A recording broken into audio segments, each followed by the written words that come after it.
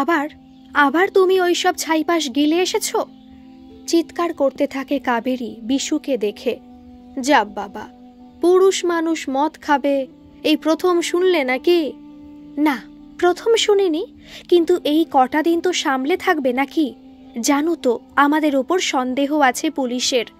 তো শালা পুলিশ প্রমাণ করুক চুরি এই বিশু করেছে। যত সব উটকো ঝামেলা। যেদিন হারান্দার মতন তুলে নিয়ে গিয়ে উত্তম মধ্যম দেবে সেদিন বুঝবে। এই শোনো, পুলিশের এত ক্ষমতা নেই বুঝলে। বিশুর গায়ে হাত দেওয়া এত সহজ না। থামো, বিষ নেই তার কুলোপনা চক্কর। আমার দাদা ভাইয়েরা সবাই প্রতিষ্ঠিত বুঝলে। পুলিশ গায়ে হাত দেবার আগে 40 বার ভাববে। তোমার ওই কার্তিক ঠাকুরের মতন চেহারাটা ছাড়া আছেটা কি শুনি? না আছে শিক্ষা, না আছে পয়সা, না আছে সামাজিক মর্যাদা। ওই হারান্দার পর পুলিশ তো তোমাকেই তুলবে। এই শোনো, বিশুর এত অভাব হয়নি যে মা দুর্গার গায়ের গয়নায় হাত দেবে। আর ওই তুমি বলছিলে না, না আছে বিদ্যা, না আছে পয়সা। একদম ঠিক, বিদ্যা নেই বলেই ভয় ভক্তি আছে ঠাকুরে। তোমার ওই মেজ বৌদি বা ছোট ভাইয়ের মতন যে কোনো কাপড়ে ঠাকুর দালানে এখনো এই বিশু ওঠে না। ওরা তো নির্দ্বিধায় বললে আবার উত্তর আসে এসব কুসংস্কার। ওরা নাকি প্রগতিশীল। ঝাঁটামারি অমন প্রগতিশীলতার মুখে চুপ করে যায় কাবেরী। এটা একদম ঠিক। বড় বৌদি ছাড়া আর তেমন কারো আগ্রহই নেই পুজো নিয়ে। তবুও সন্দেহের প্রথমেই বড় বৌদি। মন কেমন মানতে চায় না। বড় বৌদির তো এই বাড়িতে কম দিন হলো না, কেমন মিশে গেছে। অন্যরা তো এই বাড়িটাকে নিজের মনে করতেই পারল না। বিমলের চিরকালই দূরে দূরে পড়াশোনা। আজকাল তো কাবেরীর কেমন মনে হয় বিমল কেমন দেখাতে চায় ও কতটা বেশি প্রতিষ্ঠিত। না হলে এই বছর এই সব প্যান্ডেলের ঝামেলা করার কি কোনো দরকার ছিল? এই প্যান্ডেলের আতিশয্যে হয়তো চুরিটা করা সহজ হয়ে গেল। খোলা ঠাকুর দালান থাকলে এত সাহস কারোর হতো না। তবুও বাকিদের থেকে আমরাই দুর্বল গো। আমাদেরই হেনস্থা করা সোজা। কেঁদে ওঠে কাবেরী, ঝাঁপিয়ে পড়ে বিশুর বুকে।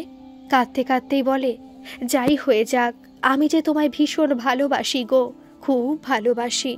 কাল হারান্দার অবস্থা দেখে ভীষণ ভয় হচ্ছে। খালি মনে হচ্ছে এবার তোমাকেই। আর বলতে পারে না কাবেরী, কেঁদেই চলে। ভয় পেও না কাবেরী, আমি সত্যি কিছু করিনি। না করলে চুরি করেছি এটা প্রমাণ করাও এত সহজ না। মানছি তোমার দাদা ভাইদের মতন বড় অফিসার বা ইঞ্জিনিয়ার নই, সামান্য এইচএস পাস। তবুও আমি তোমার মাথায় হাত রেখে বলছি কাবেরী, এ কাজ আমি করিনি। বিশু যা করে তা স্বীকার করার ক্ষমতাও রাখে। ছুটকো ছাটকা টেন্ডার এদিক ওদিক বা মাল এদিক ওদিক আমি করতে পারি, করিও প্রয়োজনে, অস্বীকার করব না। তা বলে এত বুদ্ধি দিয়ে গয়না চুরির ক্ষমতা আমার নেই কাবেরী, এটা একদম সত্যি। মাথা নেড়ে হ্যাঁ বলে কাবেরী। কমন প্যাসেজ দিয়ে যাওয়ার সময় পিসি আর পিসোর পুরো কথোপকথনই কানে আসে তিতলির। এতক্ষণের সব হিসেব পিসোর একটা বাক্যে উল্টে গেল। এ কথা ঠিক, পিসো খুব সৎ না, আবার এতটা বুদ্ধি দিয়ে চুরি করবার ক্ষমতাও রাখে না। না, আবার শুরু থেকে সাজাতে হবে সব। কারো সামাজিক অবস্থা দেখে তাকে বিচার করা শুধু অনুচিতই না, বোকামিও বটে।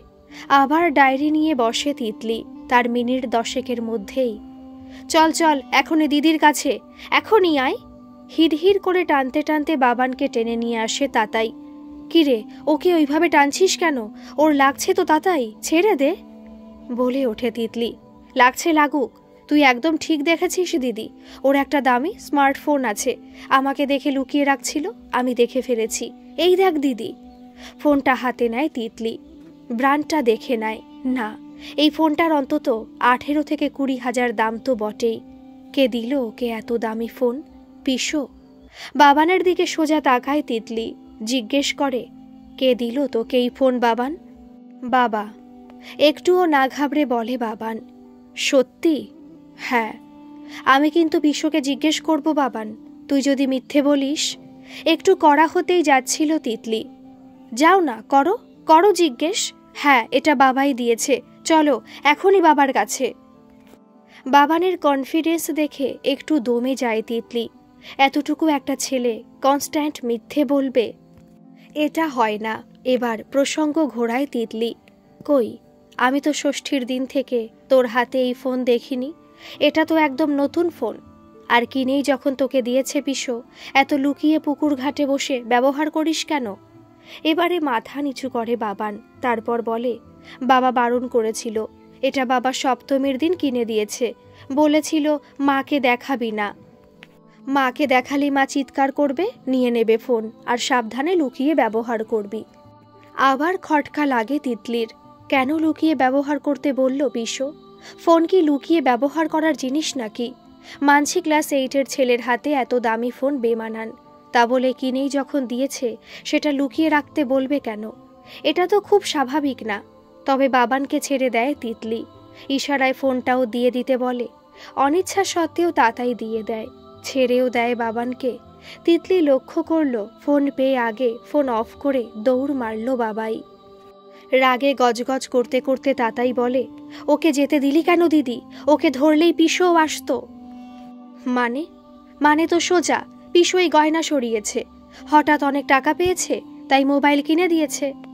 বাহ, তুই বাবানের হাতে একটা ফোন দেখে বুঝে গেলি গয়না পিসো সরিয়েছে? প্রমাণ কি? ফোনের দাম 18-19 হাজার টাকা, খুব বেশি নিলে 20,000, আর গয়না কয়েক কোটি টাকার।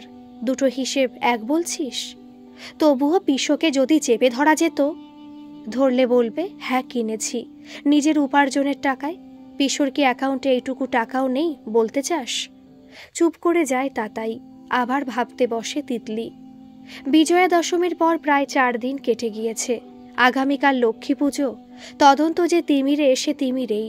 সিসিটিভি ফুটেজ থেকে কোনো রকম সন্দেহজনক কিচ্ছু পাওয়া যায়নি। পুলিশ সেই একদিনই যা হারান্দা আর মান্দাদিকে তুলে নিয়ে গেছিল, তারপর ওরাও চুপচাপ। সবচেয়ে অসুবিধা হয়ে যাচ্ছে আমার, ভাবে বিমল। প্রাইভেট কোম্পানি, লিমিটেড ছুটি, আর সবচেয়ে খারাপ লাগছে শাশ্বতর জন্য। ও জুনিয়র, মুম্বাইয়ের ছেলে, রীতিমতো ভয় পেয়ে গেছে।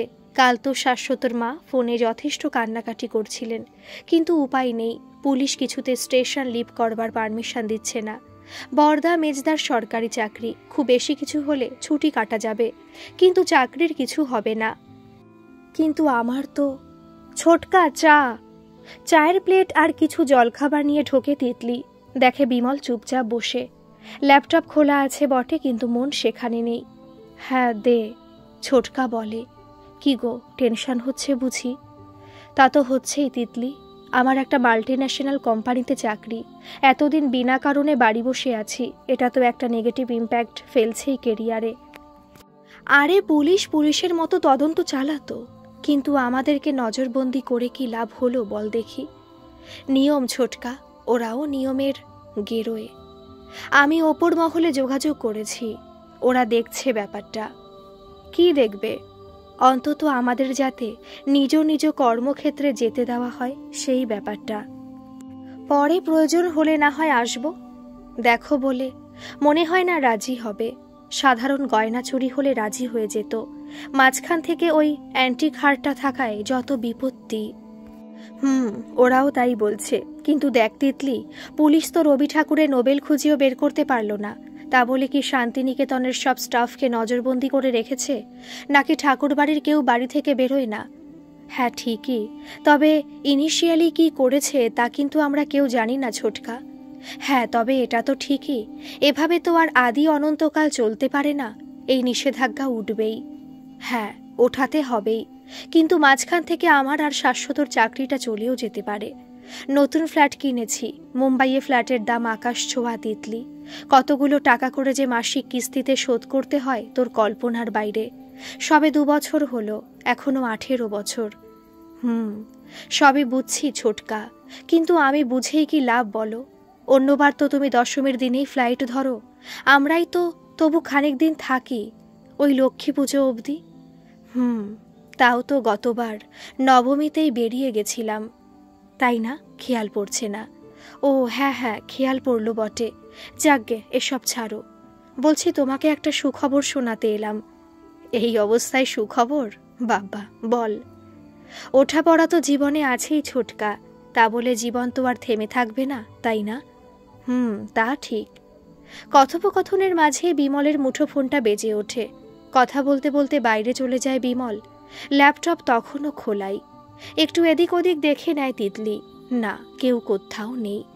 ল্যাপটপটা ঘাটার লোভ সামলাতে পারে না তিতলি। মিনিট 10 পর রুমে হাসতে হাসতে ফেরে বিমল। একটা সুখবর আছে তিতলি। উফ, বাঁচলাম। এখনই ফ্লাইটে টিকিট বুক করি, দাঁড়া। বাহ, কবে ছাড়বে বলছে পুলিশ?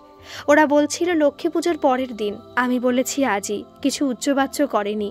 বলেছে ওপর মহলে কথা বলে জানাবে। কথা বলে যা বুঝলাম, রাজি হয়ে যাবে, বুঝলি? বাহ, ভালো খবর। বেশ, আরও একটা ভালো খবর দিই তোমাকে ছোটকা। ঠাম্মা তোমার পাত্রী দেখছে।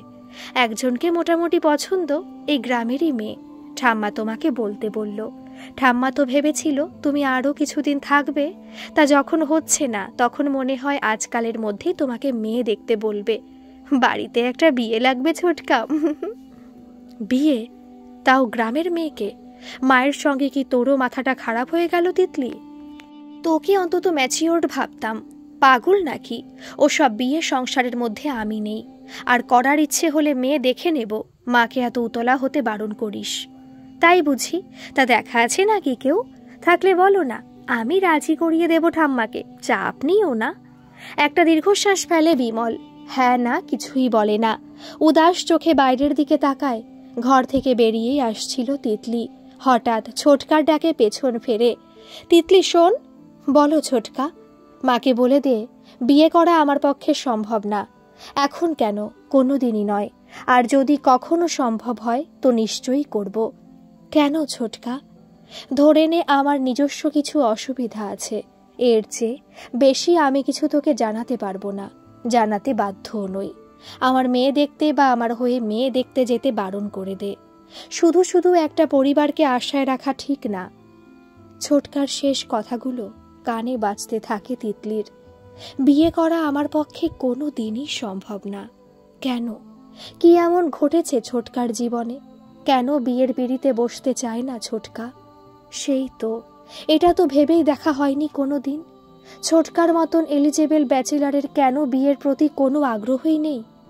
কে দিতে পারে আমার এই সব প্রশ্নের উত্তর? শাশ্বত? হ্যাঁ, ও মুম্বাইতে থাকে। মুম্বাইয়ে ছোটকার জীবনযাপন সম্পর্কে একটু তো খোঁজ দিতেই পারে। কোনো নারী ঘটিত কেস আছে নাকি? এমন মেয়ের প্রেমে পড়েছে যাকে বিয়ে করা সম্ভব না? কি? শাশ্বতকে জিজ্ঞেস করাই যায়। কিন্তু ওই সেদিনের পর থেকে ছেলেটা নিজের রুম থেকে বেরোয় না। পারতপক্ষে কোনো কথাও বলে না। না, আজ একবার কথা বলতেই হবে।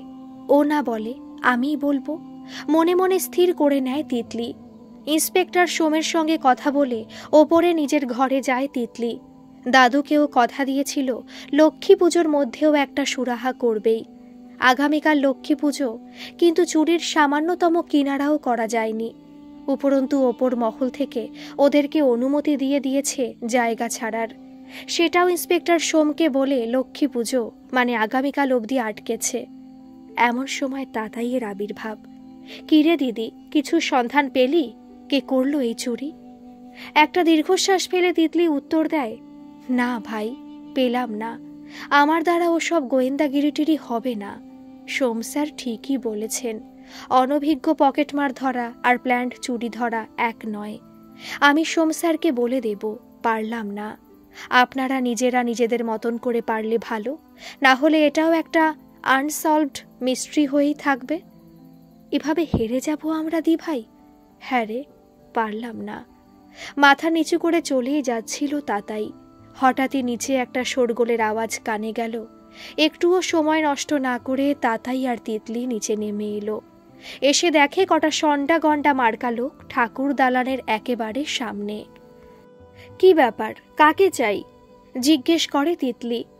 এতক্ষণ ওদের সঙ্গে না পেরে হারান্দাও খানিক বুকে বল পেল তিতলিকে দেখে। দেখো না দিদি, কখন থেকে বলছি ঠাকুর দালানে উঠবেন না, উঠবেন না, শুনছেই না। কাকে চাই আপনাদের? একদম সামনের একটি লোক তিতলিকে চমকে দিয়ে বলল, সমরেন্দ্রনাথ লাহা। এতই অবাক তিতলি যে খানিকক্ষণ মুখ দিয়ে কোনো আওয়াজই বেরোয়নি। ওরা যদি পিসোর নাম বলতো তিতলি অবাক হতো না, কিন্তু মেচকা স্কুল মাস্টার মেজকার এদের সঙ্গে কি প্রয়োজন থাকতে পারে? লোকটি বোধহয় বুঝেছিল তিতলি কি ভাবছে, তাই বলেই বসল, ওনাকে ডেকে দিন। ডাকছি। হারান্দা, মেজকাকে ডেকে দাও তো। চলে যায় হারান্দা। এবারে লোকগুলির মুখোমুখি হয় তিতলি। সোজাসুজি চোখে চোখ রেখে জিজ্ঞেস করে, কি প্রয়োজন আপনাদের মেজকার সঙ্গে? আমরা ওনার থেকে অনেকগুলো টাকা পাই, উনি বলেছিলেন পুজোর পর দিয়ে দেবেন। আমরাও অপেক্ষায় ছিলাম, ভেবেছিলাম মাস্টার মানুষ দিয়ে দেবেন, কিন্তু না, আজ নয় কাল, কাল নয় পরশু, এই করে করে উনি প্রায় 1 বছর ঘুরিয়েছেন আমাদের। এই পুজো অবধি আমরা শেষ সময় দিয়েছিলাম, সেটাতে উনি দিতে পারলেন না। কত টাকা পান আপনারা? সোজা প্রশ্ন করে তিতলি। অনেক, টোটাল বলতে পারবো না, তবে সব মিলিয়ে অনেকই হবে। এই আমি 2 লাখ, ওই যে ওনাকে দেখছেন উনি 5 লাখ, ও পাশের জন 3 লাখ, আরও কতজনের খোঁজ আমরা জানি না। ডাকুন আপনার কাকাকে। ডাকতে হয় না। হারান্দা ডাকে সঙ্গে সঙ্গে এসে হাজির হয় সমর। তিতলির অভিব্যক্তি বুঝিয়ে দেয় সবই শুনেছে তিতলি। মাথা নামিয়ে নেয় সমর, এগিয়ে যায় পাওনাদারদের দিকে। এই যে, আপনার পুজো কাটেনি এখনো তো? ওদের মধ্যে একজন বলে ওঠে, না, আসলে আমি এখন বাড়ি ছাড়তে পারবো না, পুলিশের বারণ আছে, আমাদের বাড়িতে একটা দুর্ঘটনা ঘটে গেছে। বাবা, এর মধ্যে আবার পুলিশের ঘোটালাও আছে? বলেন কি, আপনি তো রত্ন মশাই। খানিকটা ব্যঙ্গ বিদ্রুপ করেই বলেন সামনের লোকটি। অপমানে মাথা নিচু হয়ে যায় সমরের, কিন্তু কিছু বলতে পারে না। মিনিট 2-3 পর নিজেকে খানি গুছিয়ে নিয়ে বলে, আসলে আমাদের বাড়ির প্রতিমার গয়না চুরি হয়ে গেছে। যেহেতু গয়না 100 বছরের পুরনো, তাই পুলিশও একটু বেশি সক্রিয়। আমি বেঁচে থাকতে আপনাদের টাকা মার যাবে না দাদা, আমার উপর এইটুকু ভরসা রাখুন প্লিজ, হাত জোর করে বলে সমর। শুনুন দাদা, আপনার এই সব ছেদ ও কথা অনেকদিন শুনছি, আর না, টাকা দেবেন তো দিন, না দেবেন তো আমরা পুলিশে যাচ্ছি, ব্যাস। ওই না না, পুলিশ না, পুলিশ না, আর একজন বলে ওঠে, দেখছিস না পয়সাওয়ালা বাড়ির ছেলে, পুলিশকে কিনে নেবে, ওকে এখানে পুঁতে ফেলি, চ। একদম ঠিক, একদম ঠিক, সমস্বরে চেঁচিয়ে ওঠে বাকি সকলে। তিতলি, হারান্দা, সমর কিছু বুঝে ওঠার আগেই একটা বড় আদলা ইট উড়ে এসে আঘাত করে সমরের কপালে। সঙ্গে সঙ্গে মাথা ধরে বসে পড়েও। হারান্দা সাহায্য চেয়ে গার্ড ডাকার আগেই আরও বেশ কয়েকটা লাঠির ঘা পড়ে যায় সমরের পিঠে। একদম কুকড়ে যায় সমর। বাইরে গন্ডগোলের আওয়াজ শুনে বেরিয়ে আসে শাশ্বত। ক্যারাটেতে ব্ল্যাক বেল্ট পাওয়া শাশ্বত মুহূর্তেই ক্যারাটের প্যাচে ধরাশায়ী করে দেয় কজনকে। ভয়ে বাকিরাও পালিয়ে যায়। ঘটনার পর বেশ কয়েক ঘন্টা কেটে যায়। সমর তখনও ভয়ে আঁতকে উঠছে। সন্ধে নামার পর সমরের ঘরে ধীরে ধীরে হেঁটে পৌঁছল তিতলি। ভেজানো দরজা খুলে দেখে সমর বিষণ্ণ দৃষ্টিতে বাইরে সন্ধ্যের আকাশ দেখছে। দূর থেকে দুর্গা দালানের ঘণ্টার আওয়াজ ভেসে আসছে। নিয়মিত পূজার জন্য একজন ব্রাহ্মণ নিযুক্ত করা আছে, সেই এসে সন্ধ্যারতি করে দিয়ে যায়। মেচকা, আলতো করে ডাকে তিতলি। বল, কেমন লাগছে এখন? ভালো। কিছু বলবি? ঘাড় নেড়ে হ্যাঁ বলে তিতলি। তারপর বলে, ওরা সত্যি তোমার কাছে টাকা পায় মেচকা? মাথা নিচু করে নেয় সমর, তবে ধীরে হ্যাঁ বলে। কিভাবে এদের দেখা পেলে তুমি? আমি একটা বেসরকারি বীমা কোম্পানির এজেন্ট হিসেবে কাজ করতাম তিতলি। ওরা বলেছিল কিছু হবে না, সবার টাকা সুরক্ষিত থাকবে, অনলাইন রিসিপ্টও দিয়েছে। তাহলে আমাকে অনেক কমিশন দেবে বলেছিল। আমারও টাকার দরকার, রাজি হয়ে গেলাম। শর্ত ছিল অন্তত 25 জনকে জয়েন করাতে হবে এই চেনে, তাও করিয়েছি। কিন্তু একদিন হঠাৎ সব বেপাত্তা। না আছে ওদের অফিসিয়াল ওয়েবসাইট, না লাগছে কারো ফোন নম্বর। ওরা ফেরার তিতলি। কিন্তু এই মানুষগুলো তো আমাকে চেনে, এরা তো আমাকে ছেড়ে দেবে না তিতলি। তা ওরা সবাই মিলে কত পায় ছোটকা? অনেক, কেউ 2 লাখ তো কেউ 7 লাখ, সব মিলিয়ে 1,50,000 তো বটেই। কত? তোতলাতে থাকে তিতলি। ঠিকই শুনছিস, 50 লাখ, যার মধ্যে আমার পাওয়ার কথা 10 লাখ। পাবে? কে দেবে? সবই তো ফেরার। মাথা নেড়ে বেরিয়ে আসে তিতলি। অ্যামাউন্টটা খুব ভাবাচ্ছে। 50 লাখ? আগামীকাল লক্ষ্মী পূজা। নম নম করেই কিছু বাজার করে এনেছে হারান্দা। অন্তত মিষ্টি জল দিয়েও তো পুজো করতে হবে। তিতলি ওগুলো গুছিয়ে রাখছিল। ছোটকা অলরেডি পারমিশন করিয়ে নিয়েছে। আগামীকাল ওরা সবাই ফ্রিলি স্টেশন লিভ করতে পারে। দাদু অনেক অনুরোধ করাতে সবাই কালকের দিনটা থাকতে রাজি হয়েছে। কিন্তু এই একটা দিনে কী বা সম্ভব? তিতলি হাল ছেড়েই দিয়েছে। কাল যাবার জন্য সব গুছিয়েও নিয়েছে। শাশ্বতকে হারান্দার সঙ্গে দেখে যথেষ্ট অবাক হলো তিতলি। উনি যে আজকেই কেন রয়ে গেলেন সেই চিন্তাতে আটকে গেল তিতলি। তবে যাই হোক, রয়ে যখন গেছেন এই সুযোগ কাজে লাগানো যেতে পারে। যদিও কিছুই সুরাহা হবে না ও জানে, তবুও বৃথা আশা মরিতে মরিতেও মরে না। শুনুন, ডাকে তিতলি। সেদিনের পর থেকে ওর সঙ্গে আর কোনো বাক্যালাপ করে না শাশ্বত। বলো, বোধহয় অভিমান খানিকটা কমেছে শাশ্বতরও। কাল তো চলেই যাবেন, আজকে একটু সময় দিতে পারবেন আমাকে? হ্যাঁ, অখণ্ড অবসর আমার, দিতেই পারি সময়। কি জানার আছে বলো? দরকার হয় আমি যাবার আগে ব্যাগ সার্চ করে দেখতেও পারো। এমা না না, ছি ছি, এ কি বলছেন? হাজার হোক আপনি আমাদের বাড়ির অতিথি, ব্যাগ কেন সার্চ করব? কি জানি, ভাবতে তো পারো আমি তোমাদের বাড়ির গয়না নিয়ে যাচ্ছি। ওসবের জন্য না, আমি এমনি আপনার সঙ্গে একান্তে কথা বলতে চাই। প্রেম নিবেদন করবে নাকি? ওরে বাবা, তাহলে আগেই বলে রাখি, তোমার মতো সন্দেহবাদিক মেয়ের সঙ্গে কোনো রূপ সম্পর্কে আমি আগ্রহী নই। খানিকটা অভিমান করেই বলে শাশ্বত। বাজে না বকে, মিনিট 15 পর ছাদে আসুন। আর একটা কথাও বাড়ায় না তিতলি, গটগট করে হেঁটে চলে যায়। কিন্তু তিতলির কণ্ঠস্বরে এমন কিছু ছিল যাকে শাশ্বত উপেক্ষাও করতে পারে না। মিনিট 15 পর ছাদে গিয়ে দেখে সন্ধ্যার আকাশে চাঁদ দেখছে তিতলি। কাল কোজাগরী পূর্ণিমা, ফলে আজ চাঁদ প্রায় বৃত্তাকার। জ্যোৎস্নায় ছাদ আলোকিত। ধীরে ধীরে তিতলির দিকে এগিয়ে যায় শাশ্বত। বলো, কেন ডেকেছ? এই চুড়ির একটা কিনারা করতে চাই, তাতে আপনার সাহায্য লাগবে। কোনো ভনিতা না করে স্পষ্ট জানায় তিতলি। আমি কিভাবে সাহায্য করব? আমি তো তোমাদের বাড়িতেই প্রথম এলাম। এখানেই প্রথম এসেছেন, কিন্তু ছোটকাকে অনেক দিন চেনেন। আমি আপনার চেনা ছোটকার কথা শুনতে চাই। মানে কি আবার আলাদা করে চিনব? তোমার ছোটকা আমার সিনিয়র সহকর্মী, তার চেয়ে বেশি কোনো সম্পর্ক তো নেই আমার বিমলদার সঙ্গে।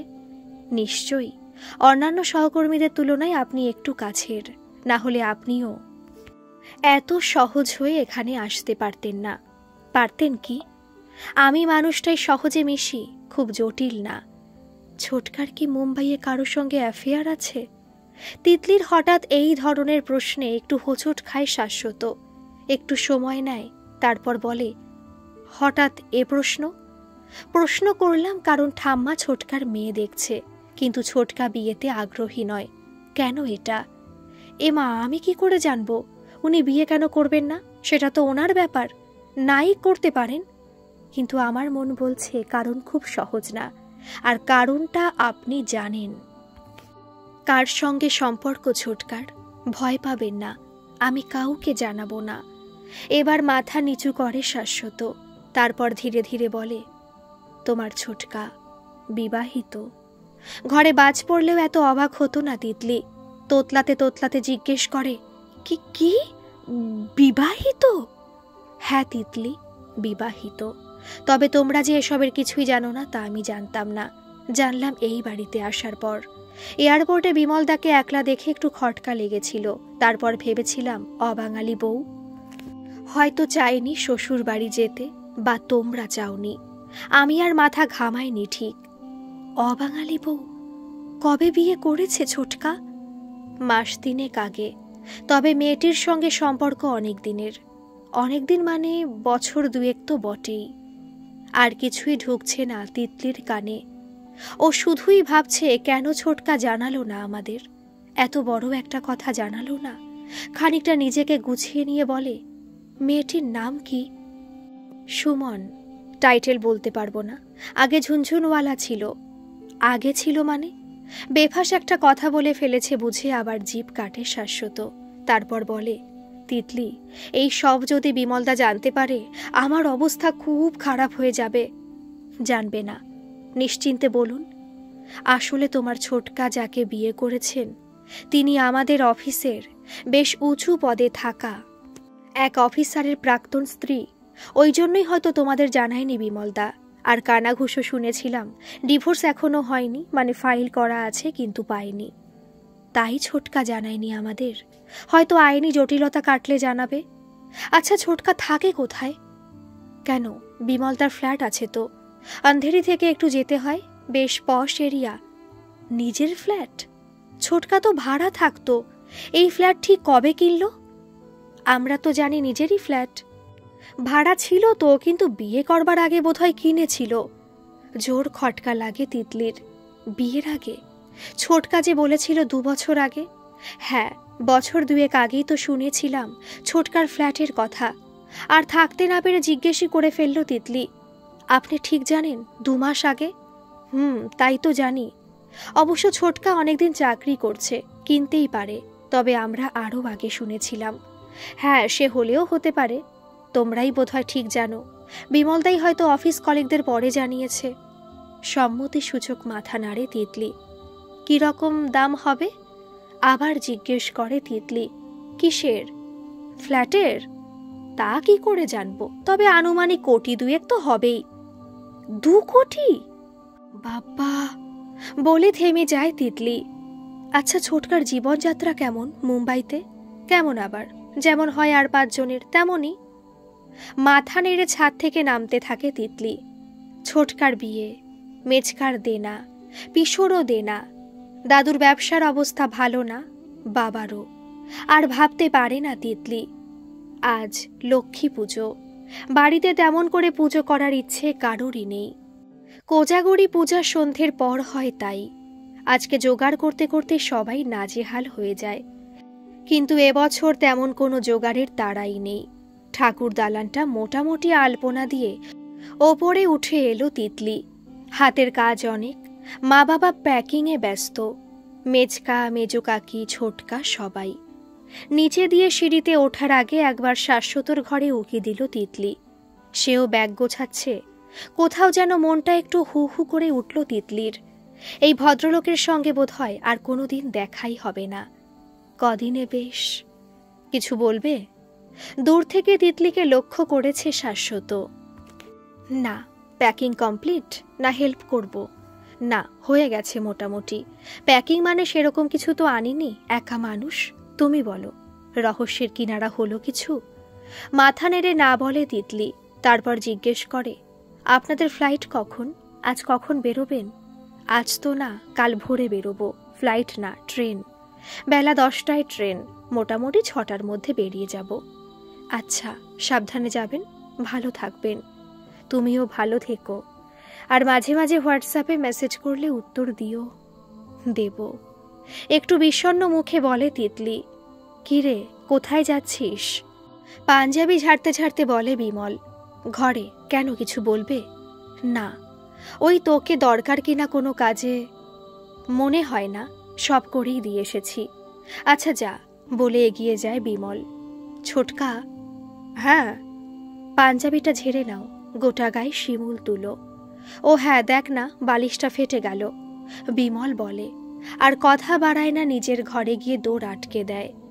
তিতলি, এই তিতলি, ঠাকুর মশাই লক্ষ্মীর ঝাঁপি চাইছেন, কোথায় সেটা? মণিবাবু ডাকে সম্বিত ফেরে তিতলির। ইস, এতক্ষণ হয়ে গেছে, ঠাকুর মশাইও এসে গেছেন, একেবারে খেয়াল নেই। যাই দাদু, বলেই পড়ি কি মরি করে নিচে দৌড়ে ঠাকুর মশাইয়ের হাতের কাছে সব দিয়ে আসে তিতলি। তারপর আবার ওপরে এসে রেডি হয়ে নিচে নামে। উফ, আজকের দিনটা আর কালকে বাড়ি ফিরতে পারলে বাঁচি। কেমন যেন জেলখানা হয়ে উঠেছিল বাড়িটা, বলে অমর, তিতলির বাবা। যা বলেছ দাদা, নিজেদের একেবারে চোর জোচ্চোর মনে হচ্ছিল। তোমরা এই বলছো, তাহলে আমার অবস্থাটা ভাবো। নিজের যা হচ্ছে তা তো হচ্ছেই, সঙ্গে আমি আমার এক সহকর্মীকেও এনেছি। আমার জন্য সেও আটকে। চুপচাপ বাবা কাকা জ্যাঠাদের আলোচনা শুনেছিল তিতলি। যারা যারা পুষ্পাঞ্জলি দেবেন এগিয়ে আসুন। সবাই এগিয়ে আসে।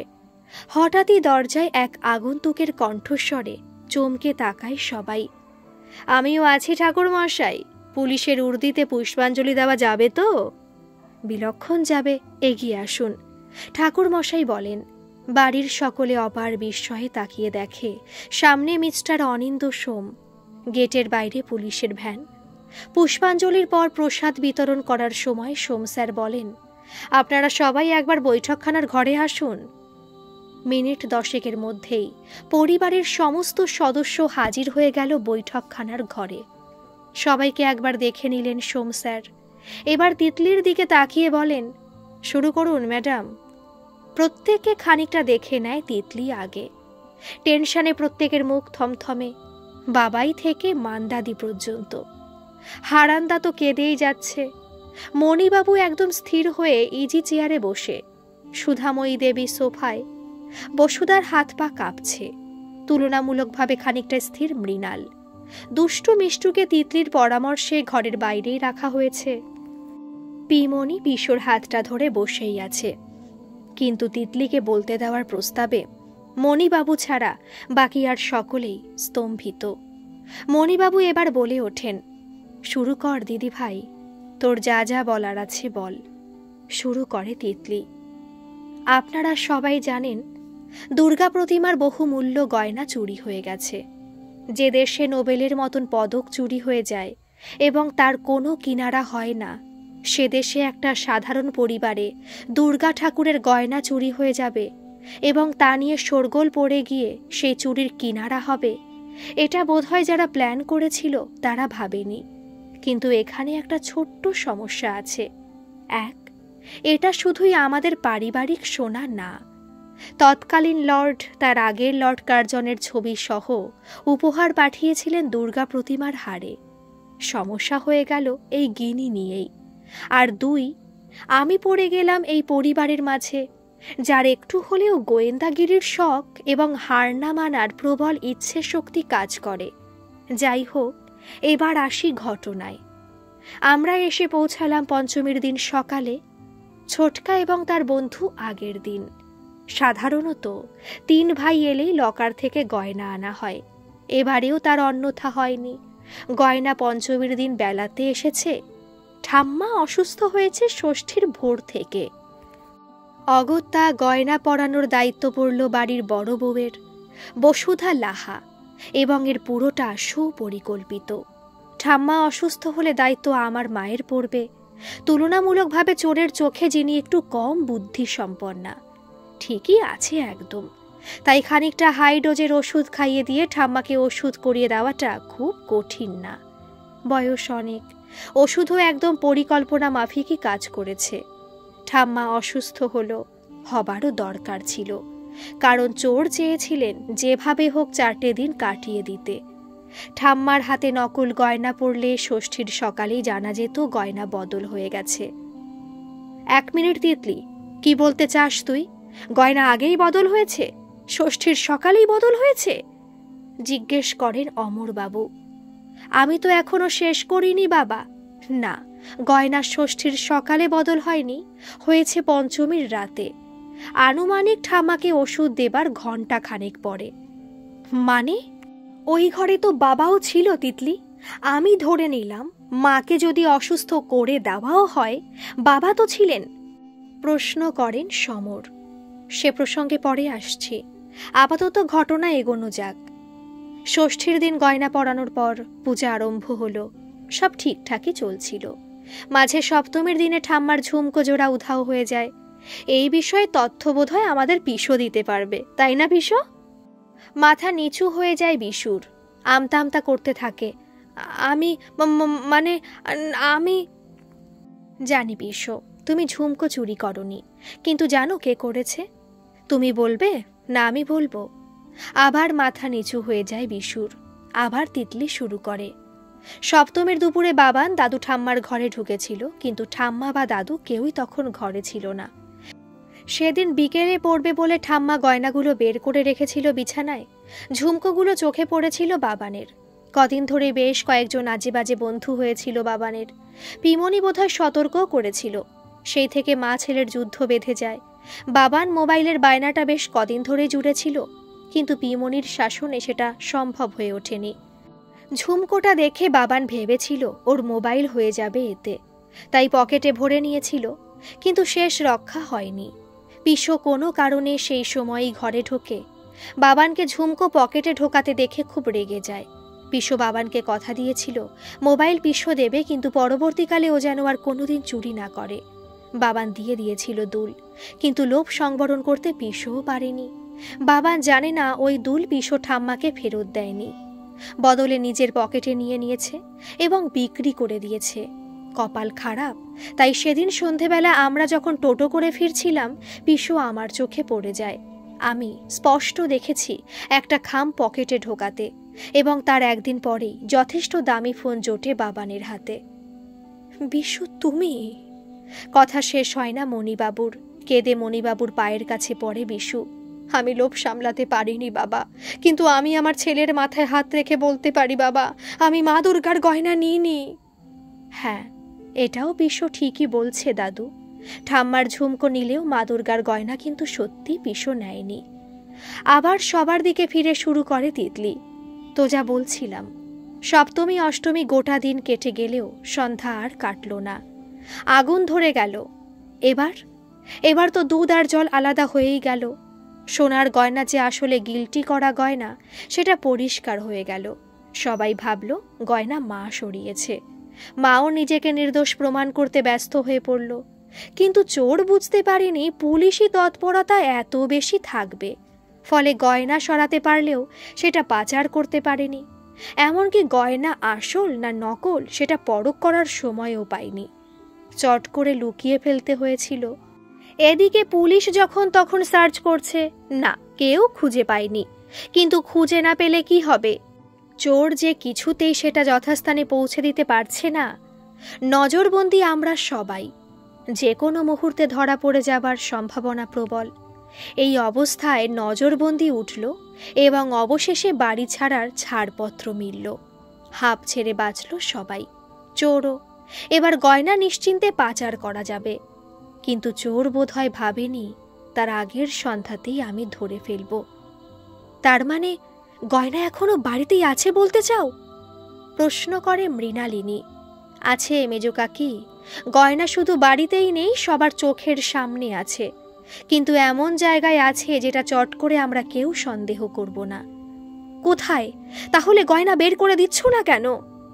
তাহলেই তো সকলের হ্যারাসমেন্ট কমে যায়। দেব, তার আগে আরও অনেকগুলো ফ্যাক্টর যে পরিষ্কার হওয়া দরকার মেজো কাকি। এবার দাদুর দিকে ফিরে বলে তিতলি। তুমি শুনেছ কিনা জানি না দাদু, এর মধ্যে মেজকাকে বেশ কিছু লোক বাড়ি বয়ে এসে মেরে গেছে। কারণ মেজকা অনেকগুলো টাকা ধার করেছিল বলা ভুল, বিমা করিয়েছিল। কিন্তু সেই বিমা কোম্পানি উঠে গেছে। ফলে পুরো চাপ এসে পড়ে মেজকার ওপর। বাজারে প্রায় 50 লাখ টাকার দেনা মেজকার। তবে কি সমর? মণিবাবু বলেন, না, আসল অপরাধী এই বাড়ির সবচেয়ে গুণী ছেলে ছোটকা। পুরো চুরিটা প্ল্যান মাফিক করা, কোনো লোভের বশে না। ইচ্ছে করে ছোটকা এবারে প্যান্ডেল করিয়েছে এমনভাবে যাতে লাইটিংয়ের কারুকার্যে নকল গয়নার দিকে চোখ কারো না পড়ে, বা রবি জেঠুর মতন কারো কারো চোখ পড়লেও যাতে তারা ভাবে হয়তো ভুল দেখছি, বা লাইটিংয়ের জন্য এরকম মনে হচ্ছে। পঞ্চমীর দিন রাতে ঠাম্মাকে ইচ্ছে করে হাই ডোজের নার্ভের ওষুধ দিয়ে অসুস্থ করে দিলে। তারপর ঠাম্মা ঘুমিয়ে যেতেই ওই ঘরে স্প্রে, যাতে দাদুর ঘুমও না ভাঙে। Double protection. গয়নার বাক্স বদল হয়ে গেল, বাক্স না গয়না বদল হলো। কিন্তু তোমার মনে ভয় ছিল বয়স্ক মানুষ, যদি কিছু হয়ে যায়। তাই বার কয়েক ডেকে যখন ঠাম্মার সাড়া পেলে না, নিজেই ডাক্তার ডাকলে, তাই না ছোটকা?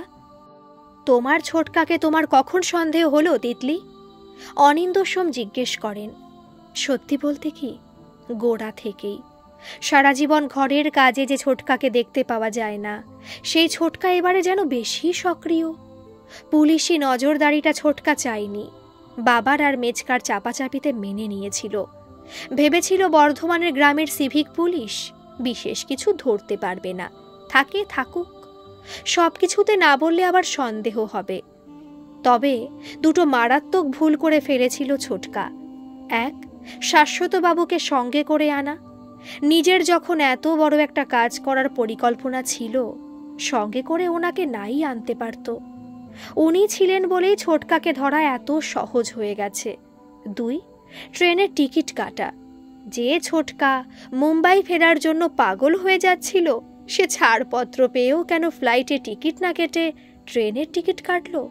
কারণ ট্রেনে সিকিউরিটি চেকিং হয় না, গয়না নিয়ে যাওয়া অনেক সহজ হবে ট্রেনে গেলে।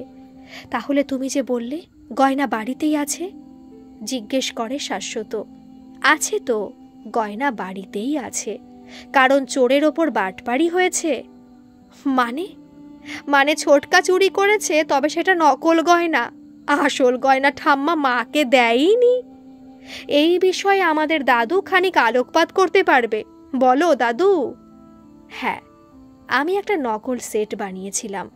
আমার মন বলছিল আমার ছেলে জামাইদের ভাবগতিক ভালো নয়, যে কোনো সময় এই পারিবারিক সোনা চুরি হতে পারে, আর সেই ভয়েই দুর্গাপুজো বন্ধ করে দেবার সিদ্ধান্ত নিই।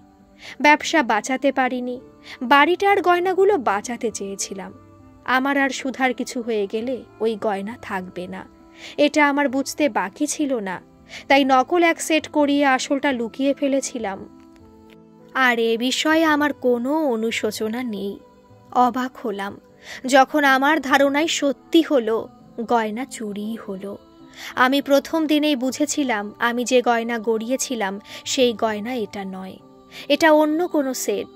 আমি তখনই সব বলে দিতে পারতাম, কিন্তু বলিনি, কারণ আমি জানতে চেয়েছিলাম আমার কোন কুলাঙ্গার সন্তান এটা করতে পারে।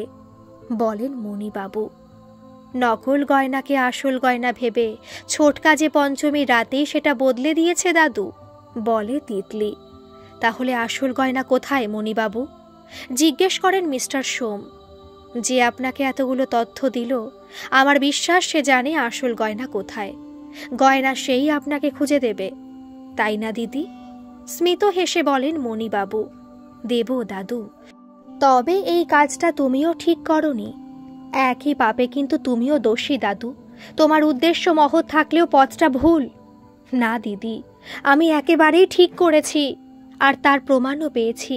তুই দেখ, গয়না চুরি হলোই। আমি না লুকিয়ে ফেললে আসল গয়নাই চুরি হতো। এবং সত্যি বলতে কি, দেশের আইন কানুনের ওপর আমার একটুও ভরসা নেই। এই চুরির কিনারাও কিন্তু সেই তোকেই করতে হলো দিদি। ভাব, তুই যদি হিসেবে একটু ভুল করতিস, ওই হার এতক্ষণে নিলাম বাজারে বিক্রি হয়ে যেত। আরও একটা জিনিস এখানে কাজ করেছে দাদু, ছোটকার ভাগ্য। আগুন যদি না লাগতো তাহলে হয়তো ছোটকা আরও বেশি বিপদে পড়ত। কারণ আন্তর্জাতিক মাফিয়া চক্র কিন্তু ছোটকাকে নকল গিনি নিয়ে ছেড়ে দিত না, প্রাণেও মেরে ফেলত। মাথা নেড়ে হ্যাঁ বলেন মণিবাবু। কিন্তু এ কাজ কেন করল বিমল? ওর তো কোনো অভাব নেই। সুধাময়ী দেবী বলেন, আছে ঠাম্মা, তোমরা জানো না, ছোটকা যে পুরনো ফ্ল্যাটটা কিনেছিল, একটি উন্নাসিক মেয়ের সঙ্গে আলাপ হবার 2 বছরের মধ্যেই সেটা বিক্রি করে তার দ্বিগুণ টাকা দিয়ে আরও বড় ফ্ল্যাট কিনতে বাধ্য হয় ছোটকা। ফলে অনেকটা ধার হয়েছিল, কিন্তু সেসব হয়তো ছোটকা সামলে নিত। সমস্যা হয়ে গেল ছোটকার স্ত্রীকে। ছোটকা যখন দুর্গা প্রতিমার ছবিগুলো দেখাচ্ছিল, সুমন ঝুনঝুনওয়ালার জহুরির চোখ, তার পুরো পরিবার বিভিন্ন পুরনো জিনিস নিলামে কেনে। এমন একটা জিনিস ওরা হাতছাড়া করতে চায়নি। ক্রমাগত চাপ দিতে থাকে ছোটকাকে। শেষে এটাও বলে অন্যের স্ত্রীর সঙ্গে জোর করে লিভ ইন করছে, এরকম একটা অভিযোগও আনবে ছোটকার বিরুদ্ধে। খানিকটা নিজের বুদ্ধি, খানিকটা সুমনের বুদ্ধি, সব মিলিয়েই এই ছকটা করে ছোটকা। বিয়ে? বিমল বিয়ে করেছে? সুধাময়ী দেবী জিজ্ঞেস করলেন। ঠিক বিয়ে না ঠাম্মা, লিভ ইন। যে মেয়েটিকে ছোটকা পছন্দ করে সে বিবাহিত। প্রাক্তন স্বামীর কাছ থেকে ডিভোর্স সে এখনো পায়নি। তারই মধ্যে ছোটকার সঙ্গে থাকতে শুরু করে মেয়েটি। কিন্তু তার আকাশচুম্বী চাহিদার সঙ্গে ছোটকা পেরে উঠছিল না। কি তাই না ছোটকা? মাথা নিচু করে বসে থাকে বিমল, একটা কথাও বলে না। অনিন্দ সোম জিজ্ঞেস করে, কি ব্যাপার, কিছু বলুন। আপনি তো খেলোয়াড় লোক মশাই, নিজেরই বাড়ির সোনা নিজেই চুরি করে নিলাম করার প্ল্যান করলেন। তা আসল সোনা কোথায়? ওটা ছোটকা জানে না ইন্সপেক্টর, ওটা দাদু জানে, আর এখন আমি জানি। লক্ষ্মীর ঝাঁপিতে ইন্সপেক্টর। আবার উত্তর দেয় তিতলি, কি লক্ষ্মীর ঝাঁপি? এতক্ষণ পর প্রশ্ন করে বসুধা। হ্যাঁ মা, যাও লক্ষ্মী ঠাকুরের ঝাঁপিটা খুলে দেখো, পেয়ে যাবে। কাল বিলম্ব না করে দৌড়ায় ঠাকুর দালানে বসুধা। মিনিট দুয়েকের মধ্যে নিয়েও আসে ঝাঁপি। ঝাঁপি খুলে দেখা যায় সত্যি তার মধ্যে সমস্ত গয়না অক্ষত, গিনি সহ। আপনি কিছু বলবেন বিমলবাবু? জিজ্ঞেস করেন অনিন্দ সোম। মিনিট পাঁচেক পর সোম স্যার আবার কথা বলে।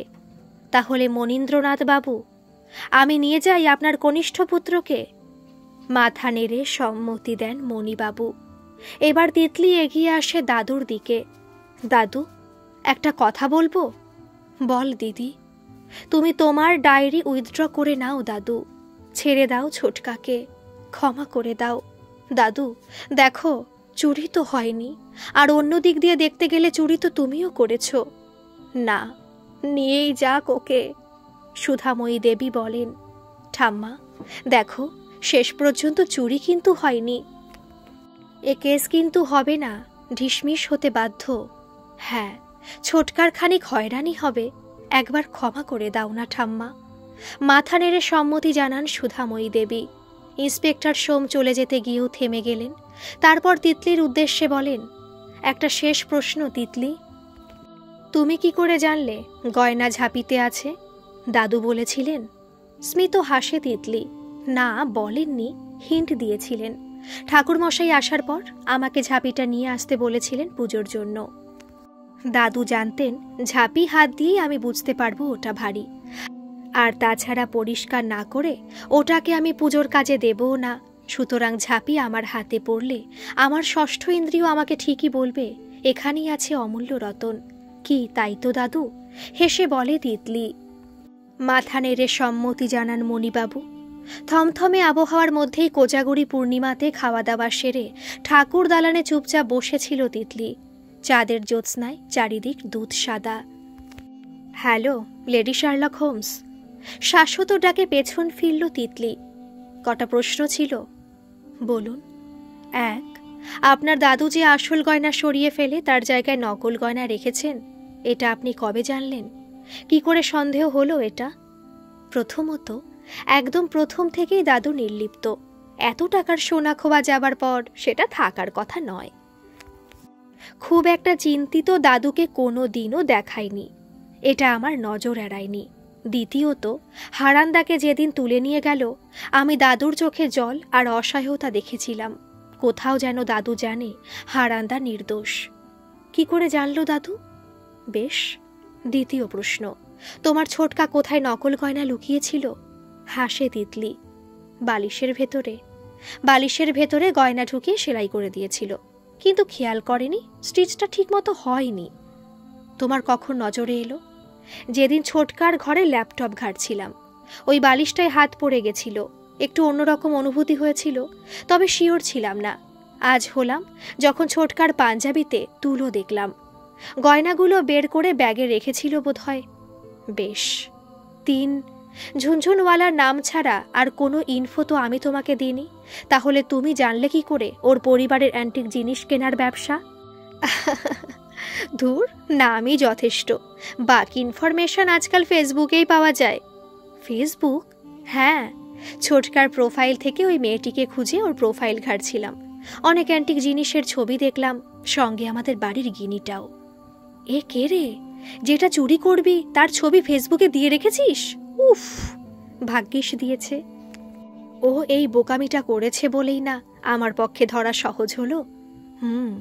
তো লেডি শার্লক হোমস, মুশকিল হলো আমার যে মুম্বাই ফিরতে ইচ্ছে করছে না। খুব মিস করব মনে হচ্ছে একজনকে। প্রেম নিবেদন করবেন নাকি? করতে হবে নাকি? সাইকোলজির স্টুডেন্টরা তো এমনিই মন বোঝে। দেখছেন তো আমি বিপদ নিয়ে খেলি। তো ওই জন্যই তো তোমার আমাকে দরকার। আমি ভালো মার্শিয়াল আর্টস আছি। ইস, গায়ের জোরের চেয়ে মাথার জোর বেশি দরকার এখনকার দিনে। মোটেও না। এটা তোমাকে প্রফেশন করতে হলে মার্শাল আর্টস শিখতেই হবে। সব অপরাধী তো আর পরিবারের মধ্যে হবে না, বাইরের কেউ হলে তো তোমাকে শারীরিক আঘাত করতেই পারে। স্মিত হাসে তিতলি। আচ্ছা বেশ, ফাইনাল পরীক্ষার পর রোজ ভিডিও চ্যাট করব, শিখিয়ে দিও। হাসির কলরলে ভরে যায় ঠাকুর দালান। এই গল্পটি আপনাদের কেমন লাগলো অবশ্যই কিন্তু কমেন্ট করে জানাবেন। আর ভালো লাগলে একটা সাবস্ক্রাইব করে আমার পাশে থাকবেন। আর হ্যাঁ, অনেকেই বলছেন যে সাবস্ক্রাইব করা আছে কিন্তু নোটিফিকেশন যাচ্ছে না আপনাদের কাছে। আপনারা একটা কাজ করবেন, সাবস্ক্রাইব বাটনটার পাশে একটা বেল আইকন আছে, ওটাকে আপনারা অন করে দেবেন। তাহলে আমি যখনই গল্প আপলোড করব আপনাদের কাছে পৌঁছে যাবে সেই নোটিফিকেশনটা। ধন্যবাদ।